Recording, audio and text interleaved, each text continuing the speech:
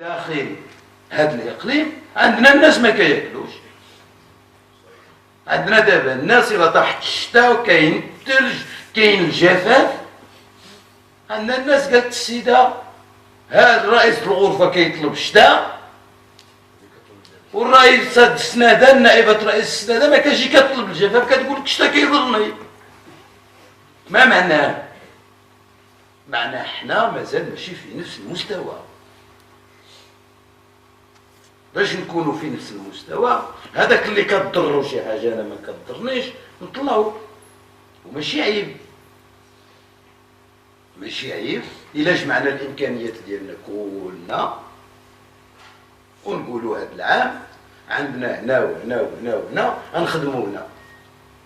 راه شي خطرات شوف نقول لكم انا راه يمكن تخسروا الاصوات،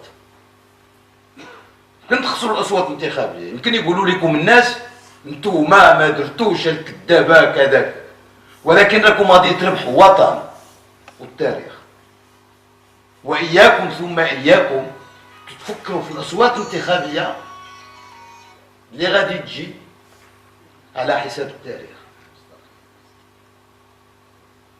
راه غدا الى قدر الله وقع شي فيضان ولا شي انجراد وماتوا الناس في شي بلاصه، راه ضمائرنا والتاريخ ما غاديش يسمح لنا. علاش؟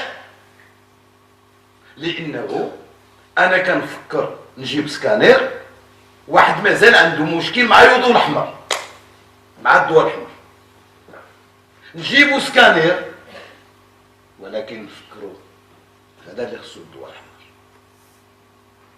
نديرو لوتوروت ولكن خصنا نفكروا في هذاك اللي ما كيقدرش يمشي للسوق.